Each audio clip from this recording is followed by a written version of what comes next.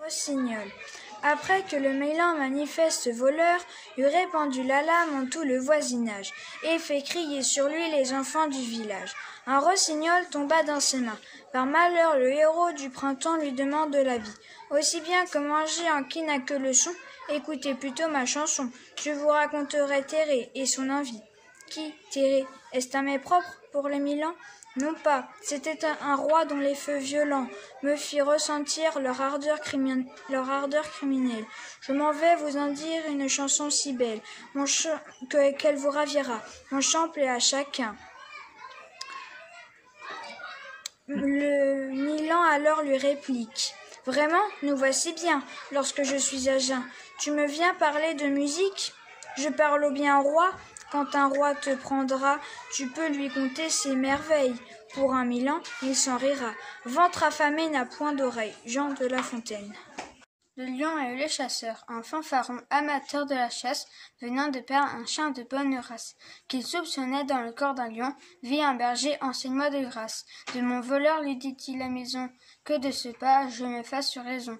Le berger dit, c'est vers cette montagne, en lui payant le tribut un mouton. Par chaque mois j'erre dans la campagne, comme il me plaît, et je suis en repos. Dans les moments qu'il tenait ses propos, le lion sort et vient d'un pas agile. Un fanfaron aussitôt d'esquiver, s'écria « Ô Jupiter, montre-moi quelque asile !» s'écria-t-il qui puisse me sauver. La vraie preuve de courage n'est que dans le danger que l'on touche du doigt. Tel le cherchait, dit-il, qui changeant de langage, s'enfuit aussitôt qu'il le voit. Jean de La Fontaine.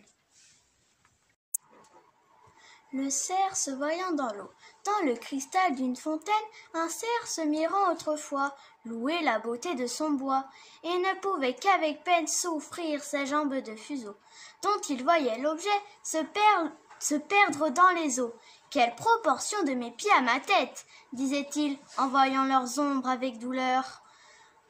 D'état, il est plus haut mon front atteint le fait, mes pieds ne me font point d'honneur, tout en parlant de la sorte. Un limier le fait partir. Il tâche à se garantir. Dans les forêts, il s'emporte. Son bois dommageable ornement, l'arrêtant à chaque moment, nuit à l'office que lui rendent ses pieds de qui ses jours dépendent. Il se dédie alors et maudit les présents que le ciel lui fait tous les ans. Nous faisons cas du beau, nous méprisons l'utile, et le beau souvent nous détruit. Ce cerf blâme ses pieds qui le rendent agile et il estime un bois qui lui nuit. Jean de La Fontaine. Le cheval est là. En ce monde, il se faut l'un l'autre secourir si ton voisin vient mourir. C'est sur toi que le fardeau tombe. Un âne accompagné un cheval peu courtois, celui-ci ne portant que son simple harnois, et le pauvre baudet si chargé qu'il succombe. Il pria le cheval de l'aider quelque peu, autrement il mourrait devant qu'être à la ville. La prière, dit-il, n'en est pas un civil. Moitié de ce fardeau ne vous sera que je. Tant qu'il vit sous le fait, le cheval refusa. Le cheval refusa, fit une pétarade. Tant qu'il vit sous le fait, mourir son camarade. Et reconnut qu'il avait tort du baudet en cette aventure. On lui fit botter la voiture et la peau par-dessus encore. Jean de La Fontaine. Le rat de ville et le rat des champs. Autrefois, le rat de ville invita le rat des champs, d'une façon fort civile, à des relèves d'ortolan. Sur un tapis de Turquie, le couvert se trouva mis. Je laisse à penser la vie que firent ces deux amis. Le régal fut fort honnête, rien ne manquait au festin. Mais quelqu'un troubla la fête pendant qu'ils étaient en train. À la porte de la salle, ils entendirent du bruit. Le rat de ville détale, son camarade le suit. Le bruit cesse, on se retire. On se retire. Rat en campagne. Aussitôt, et le citadin peut dire, achevons tout notre rôle. C'est assez, dit le Russie. Demain, vous viendrez chez moi.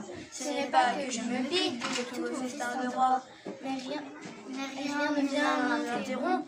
Je mange tout à loisir. Adieu donc, c'est du plaisir que la crainte corrompt. Jean de La Fontaine. Renaud qui se lève, la plus grosse que le bœuf. La grenouille vit un bœuf qui lui sembla de belle taille, et qui n'était pas grosse en tout comme un œuf, en vieux, s'étend et sans fait ce travail, pour égaler l'animal en grosseur, disant, regardez bien ma sœur, est-ce assez? Dites-moi, n'y suis-je point encore? Ni voici là, point du tout, ni voilà, vous n'en approchez point. La chétive pécore s'enfle si bien qu'elle creva. Le monde est plein de gens qui ne sont pas plus sages. Tout bourgeois veut bâtir comme les grands seigneurs. Tout petit prince a des ambassadeurs. Tout marquis veut avoir des pages. Jean de La Fontaine. Loup et la cigogne. Les loups mangent totalement. Un loup donc étant de prairie se pressa, dit-on tellement, qu'il en pensa perdre sa vie. Un autre demeura bien heureux au gosier. Très bonheur pour ce loup qui ne pouvait crier. Près de là passe une cigogne. Elle lui fait signe, elle accourt. Voilà l'opératrice en ciseaux en besogne. Elle quittera l'os et pour un second tour, elle demanda son salaire. Votre salaire, dit le loup. Vous riez, ma bonne commère. Quoi? Ce n'est pas encore beaucoup suffisant d'avoir de mon gosier retiré votre cou. Allez, vous êtes une ingrate, ne tombez jamais sous ma patte. Jean de La Fontaine. La cigale et la fourmi. La cigale ayant chanté tout l'été se trouva fort émue quand la bise fut venue. Pas un seul petit morceau de mouche ou de verre ciseau. Elle alla crier famine chez la fourmi sa voisine, la priant de lui prêter quelques grains pour subsister jusqu'à la saison nouvelle. Je vous paierai, lui dit-elle, avant l'autre fois d'animal, intérêt est principal. Mais la fourmi n'est pas prêteuse, celle-là c'est son défaut. Que faisiez-vous autant chaud? Demanda-t-elle à son emprunteuse. Nuit et jour, à tout venant, je chantais. Vous déplaise, vous chantiez, j'en suis fort aise. Et bien dansez maintenant. Jean de La Fontaine.